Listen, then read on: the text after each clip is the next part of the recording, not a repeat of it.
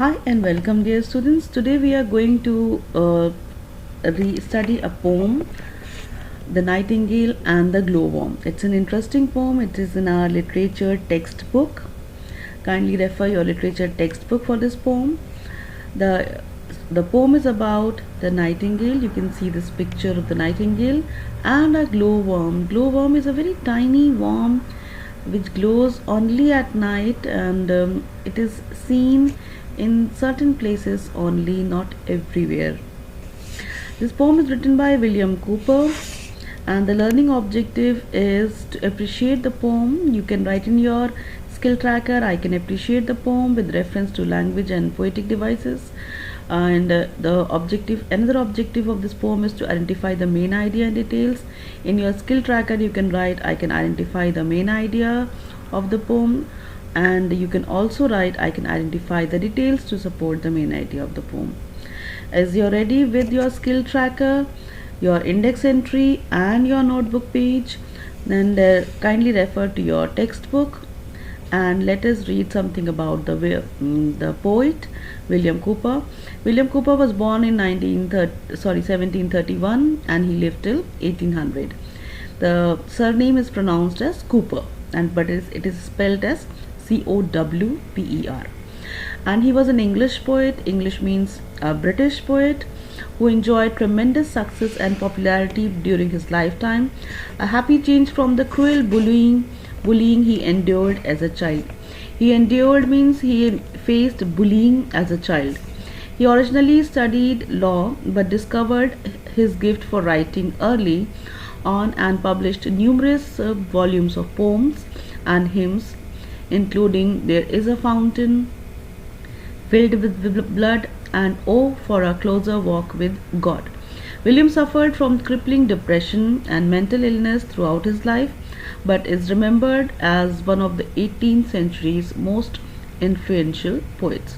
So we are going to read about William Cooper's poem, The Nightingale and the Glow. Let us first begin with a summary so that you enjoy the poem more and you understand more, and I don't have to stop in between and kill the joy of reading the poem. So let us first understand the summary and what is the poem all about, so that when the poem is being read, you enjoy the beauty of the poem.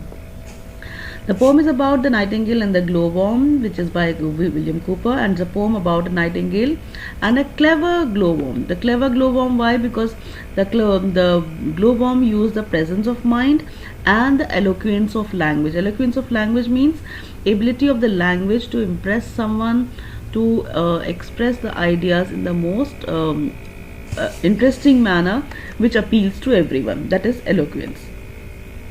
The nightingale sings all day long and beautifies its surroundings with its melodious voice. So the nightingale, as we know, sings songs, and throughout the day it sang songs, and at night the nightingale, who is hungry after singing, hunts down the glowworm as his meal. So the hungry nightingale happens to spot this glowworm as his meal. The bird was about to eat it. However, in the end, he loses his prey. That means towards the end, the bird lost the prey. How did the bird lose the prey? What happened in between? Let us find out. The glowworm, being a quick thinker, starts to compliment and praise the songbirds. Now, this is a very sly attempt of the glowworm, that in order to save its life, it started praising the bird. The nightingale listens to the worm with pride and is pleased with the glowworm's sweet words. Now, I make a note of this word pride. The bird was full of pride and it was very happy to know that it can sing very well. So this element of pride, make a note of it, because this will be something that we will notice in a person or in a personality outside the poem that we need to discuss. The glowworm further continues to mention that as the nightingale brightens and makes the day cheerful, the glowworm decorates the night as with its light. Now the glowworm is mentioning that the way the bird is serving to the world and brightening the day by singing a melodious song throughout the day. In the same way, the glowworm is doing some service to the surrounding, to the people, and making the night bright. He says that they both are the creatures of God and they both have their purposes and hence should live in harmony. He mentioned that both are the creatures of God and they should live in this world in harmony. That means they should complement one another, they should live peacefully in the surrounding. With this eloquence and smart oration, with the oration means the art of using language, the glowworm saves himself. So this is the central idea, this is the summary, that using a presence of mind and eloquence one can save oneself from trouble. Now let us proceed. After knowing the summary, let us enjoy the poem. In between we'll try not to break away from the poem so that the beauty of the poem is not destroyed. You can see there's hardly any difficult word. Hawthorn tree, I have shown the picture of a hawthorn tree. Glowworm, this is how it looks like. It is extremely tiny. Only the glow, which is due to some certain chemicals present in the body. You can refer it to science, co-curricular connection with science, and the nightingale, I have already shown it to you. Now let us begin and let us enjoy. The rhyme scheme, it is in couplet. We do not put it together as a stanza that you go on saying A, B, B, C, C like that. But I have shown it to you that the rhyme scheme of every couplet, that means every pair of words, every couplet is different. Alright, let me read through so that you enjoy the poem. The Nightingale and the Glowworm. A nightingale that all day long had cheered the village with his song, nor yet at eve his note suspended, nor yet at eventide was ended. Now this nightingale sang all day long and cheered and enjoyed, the villagers enjoyed his song, and at the eve in the morning till the song did not end, and nor did till the end of the day the song ended. It continued singing throughout. Began to feel as well he might the keen demands of appetite. The nightingale began to feel hungry. When looking eagerly around, he spied far off upon the ground. So eagerly it looked around for food, and spied means looked carefully for food on the ground. A something shining in the dark, and knew the glowworm by his spark. So the nightingale spotted the glowworm and could make out, because of the glow of the light, the spark is the glow of the light, that it is a glowworm. So stooping means bending down from the hawthorn top, he thought to put him in his crop. That means now the bird decided to peck it and eat it. The worm, aware of his intent, hugged him thus right eloquence. That means the bird was aware of the intent of the bird, and it immediately, a quick action was that to use eloquence. The word is pronounced as Haringud. Did you admire my lamp? Quoth he. That means, did you admire my lamp, the glowing worm? That means you spotted me because of my glowing worm, instead of saying that are you admiring my glow lamp? As much as your ministrily you would abhor to do me wrong, as much as I to spoil your song. That means the way I enjoy your song, I am sure that you would hate to do me any wrong, as much as I spoil your song. That means you would definitely not destroy my way of life as the way I do not destroy your way of life. It's a very lovely way of saying that you admire me and I admire you. For it was the same power divine taught you to sing and me to shine. Now he is praising God, that it is the same divine power that has given me the power to shine. The same divine power has given you the lovely song. So now he is attributing it to God, that we are both the creatures of God and we should complement one another. That you with music, I with light. That means the God has given the bird music, and the God has given the worm light. Might beautify and cheer the night. That means with my light I beautify and cheer the night. I make the night beautiful. The songster heard. Who's the songster? The nightingale. The songster heard his short oration and wobbling out his approbation. Now the bird overcame its wanting for to eat the glowworm, released him as my story tells, and found a supper somewhere else. Now this particular, you can see the poet has left it to us whether we find the answer within the context or outside the context. Found the supper somewhere else. I told you to remember pride. The bird found the supper by his pride being fed, and the bird was satiated. That means enjoyed and satisfied. If you feed your pride, your hunger is satisfied. That is one context of understanding the meaning. Another context could be the bird found some other worm and ate the worm, outside the context. Now let us see the rhyme scheme. You can see that I have put down long song AA. One couplet is rhyming. Suspended, ended, another couplet is rhyming. Might, appetite, another couplet is rhyming. But these are not stanzas, so I cannot put it down as AA, B, B, C, C, D, D like that together. You can say that the poem has so many number of couplets, and all the poem rhymes in couplets. Now let us proceeding to the question answers. What is the theme of the poem The Nightingale and the Glowworm? A glowworm is also to be found nearby. Although the nightingale wants to eat the glowworm at first, later it is convinced that creatures of the earth should not harm each other or one another. The poet wants the readers to learn to live in harmony and respect each other. The world can be a better place to live. Did the nightingale consume the glowworm? Why or why not? No, the nightingale did not consume the glowworm, as he realized that it is wrong to eat him, as he also deserves a life to live. How did the glowworm save its life? The glowworm saved its life.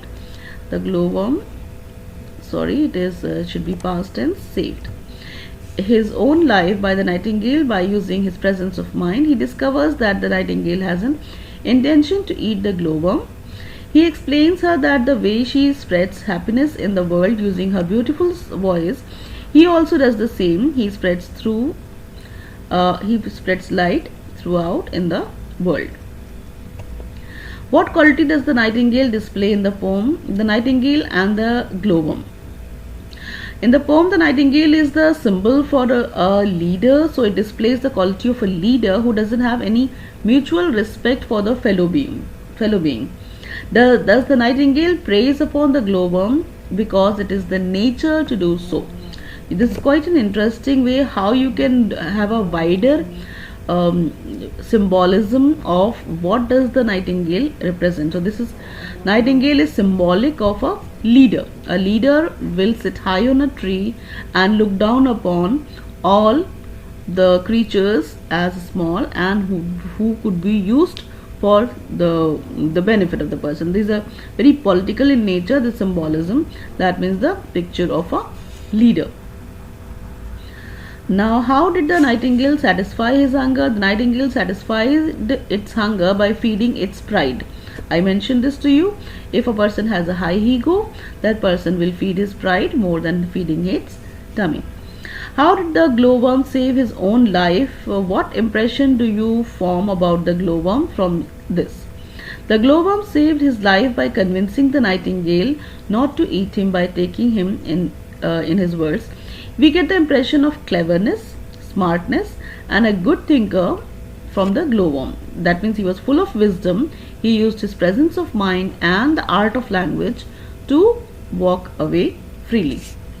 How would you describe the character of the glowworm? The Nightingale and the Glowworm by William Cooper is a poem about the nightingale and the clever glowworm. You can remember this line, you can use it for all the answers that we have.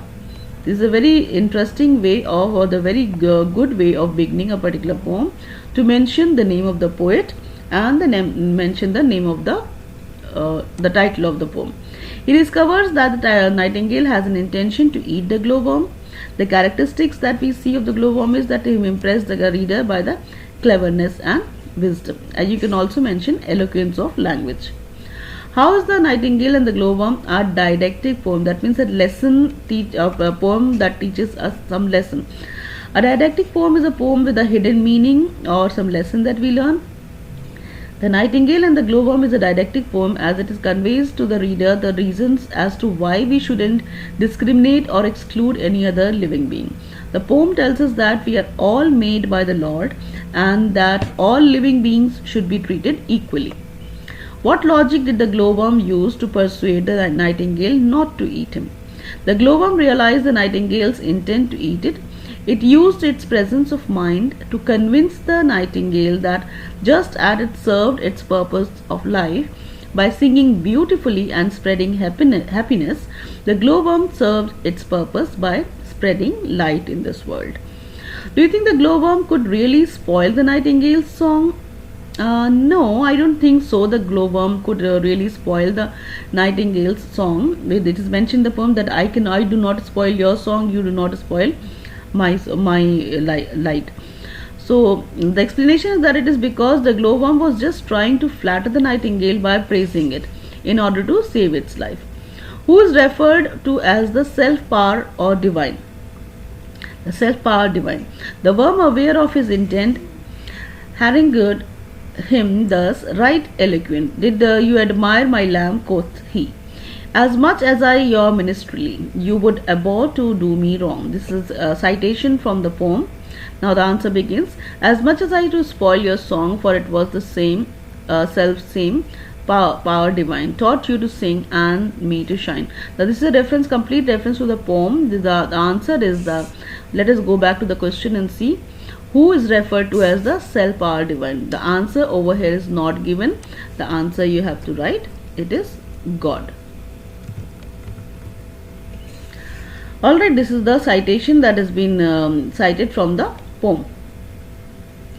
Now let us proceed. What is the theme of this poem? The theme is the lesson about life or statement about human nature that the poem expresses.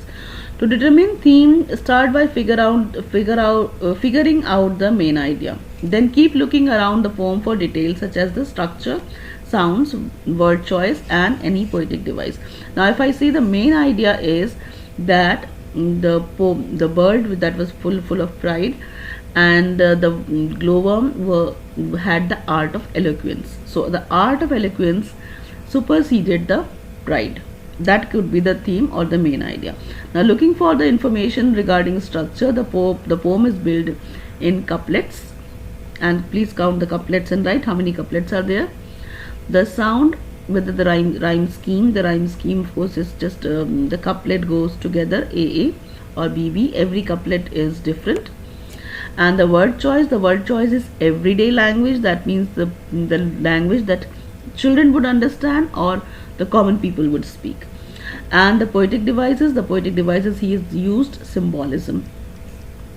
Please go back and check whether he has used imagery, that means to depict the picture. Imagery means you brighten the day, I sing at night. These are imagery. Sound imagery, please go back and check for sound imagery, and also check for similes, so as and like. What is the message of the poem? The moral or the message of the poem is presented to us in a straightforward manner in the third stanza, which offers a sort of summary or conclusion to what has become. That means be thankful to God and live in harmony in this world. What is the theme of the entire story that is depicted in the poem? The theme of the story that is depicted in the poem, please do not write story because it is a poem. Okay, the theme that is depicted in the poem is underlying message or a big idea. In other words, what critical belief about life is that the poet is trying to convey in writing of the the way it is in a novel, the same idea is depicted in the poem. That means to live in harmony and be thankful to God. Now over here comparison has been established the way it is done in a novel where the author does something to a topic. In the same manner, the poet has dealt in it in a very artful manner. But remember that this comparison is drawn over here between a novel and a poem. So remember to answer the question with regard to the poem in question and drawing a comparison with a novel or any story in general. What is the message of the poem at the best? The poet teaches us to be that a very important lesson of our life. He wants to convey to us that whatever you want to be or whatever you can be, just be the best one in that field. The size doesn't matter of winning and losing. What matters is that you are the best in whatever you do and wherever you are. Now to establish the cross-curricular link, how does the bird go, the glowworm glow? It's a very curious question most of the children ask. Try exploring this. I've tried finding out some reference to it, but I want you to explore further. Look into encyclopedia and write it down in your notebook. How do glowworms produce light? The glowworms emit a pale light which attracts insects towards the sticky threads of their snare. Snare means trap. The blue-green light is the product of a chemical reaction between luciferin, a waste product, the enzyme luciferase, adenosine triphosphate, ATP, the energy molecule, and oxygen. Try exploring further and look at the scientific reason for the glowworm and try writing in your notebook. I hope this piece of information was helpful to you. You will explore further and write down in your notebook. Thank you very much. If you are new on the channel, kindly subscribe the channel and hit the notification bell so that you receive the notification of the next video upload. And students are requested to like the video so that this video gets added up in their auto-generated liked playlist, so that you can come back to it and refer for your test and examinations. Thank you very much for your precious time.